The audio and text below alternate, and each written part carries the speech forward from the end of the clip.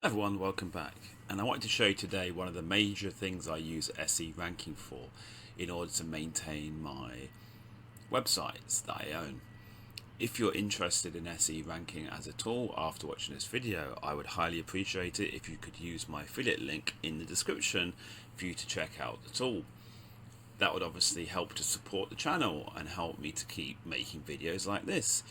Anyway, without further ado, let's talk about one of the major things I use SERanking for. Now, I would usually use the competitive research tab quite a lot. I would take a website I own. So, for example, if I own this hiking guide website, I would enter that into the competitive research. I mean, actually, if you owned it, you would probably have it as a project and you could do it from there, but because I don't own it, I'm going to show you this way. You go to analyze. Obviously, it's important that you have the country that the website is targeted at. Then you go to analyze. And what I like to do a lot on my websites is I like to maintain them by updating the content. A lot of people, they seem to like to add new content all the time, but they often seem to forget about the content they already have, because that's really important. Actually, I can maintain and increase the traffic that I get to my websites purely by making sure I have 100 really high quality posts rather than adding 400 or 500, and then it ends up like an ocean of content and it's hard to control. Anyway, so this is what I really like to do. I like to come in here to organic keywords, and I go to decreased, and then I go to view detailed report. Now, obviously, in here I can see all these keywords that have dropped in ranking. Now, I am basically looking for something that is at the bottom of the first page, maybe on the second page, which it would be fairly easy for you to update the content and then get the content ranking on the first page again, and that will give you a massive boost in traffic. It's a lot easier doing that rather than taking something which is on like page 5 or page 10 and trying to get it onto page 1. So you can see here that we got this keyword here, top of the world, and it says that we are ranking in the 22nd position, but it's recently dropped 13 places. So this could be something, right?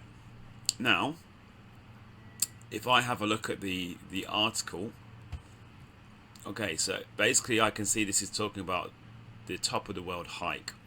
Now, one of the important things is that when you are looking for keywords that you can improve, you have to make sure that this is actually a keyword that you want to rank for, like the intent is correct. Now, you can see this is top of the world, whereas this article is actually talking about the top of the world hike. Right, here it is. Sorry about that. I opened the wrong page. Yeah, so actually, for an article like this, you wouldn't expect it will be ranking highly for top of the world, because that is like the general keyword. That would be more for an article that is talking about what top of the world is, whereas this is talking about the top of the world hike. And just to check that, whoopsie, if I can actually do this correctly, I am then going to use the keyword tool, the keyword research tool, and see if I was to type in top of the world hike, and if I was to analyze that, I wonder if this website is first, and it's hiking guy. Remember, is it? Yeah, it's called hiking guy. Top of the world hike. Oh, here we go. We are first. Actually, we are not first because I don't own the website. But you know what I mean? You can see that actually for the keyword that we would want to target, that we are actually first. So you have to be careful that you don't spend hours optimizing an article for a keyword that is not really one that you expect to rank highly for anyway, right? So that's very important. Let's have a look at some more. So we've got half dome hike. That has dropped a little bit. I mean, although it's only dropped 5 places, that would be enough for you to see quite a significant drop in traffic, right? So half dome hike. Again, view detailed report. Hiking guy is down in 13th. So yeah, you can see it's kind of slipping slightly, right? Here we go. So one of the things you might want to do, you can see what the others are doing that you are not doing, right? And see how you can improve your article that way. So you can see that this is actually a full-on article.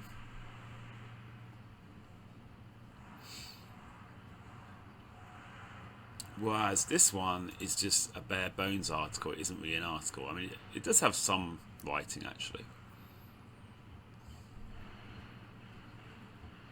Okay, it does have some writing. So yeah, but basically you would have a look at your article, you would look at all the competition articles, and you would see what does their article have that your one doesn't have, right? That's one way that you could update it. You could also use something like Frase. So here we are in Frase, and you can see that I have basically gone to documents and new document, and I've selected the option for optimize existing content. I have put the hiking guy half dome hike article URL in there. I've put the target search query, which is half dome hike. Save to find folder general. If this was your Frase account, obviously you could have a folder for this website. You can go to advanced if you want, and you can go to United States and English, and then we click on create document. And again, I will put my affiliate link for Frase in the description, because this is also a tool that I use a lot, and it's a really good tool when you want to optimize any of your content and improve the rankings. However, like I said earlier, I wouldn't only use this, because the problem is if you only use this, I don't think that's ideal, because we end up with loads of articles that all look the same. Because the way that this works is it basically will compare your article with the top 10 or the top 15 other articles, and it will see the wordings that they use that you don't have. So I wouldn't only use this, but I would also look at, physically look at those other articles and see what do they have that you don't have, and add that as well, right? So you can see here that it's basically telling me on the right hand side here any of the words that are in orange. That means that the other articles have used those words more often.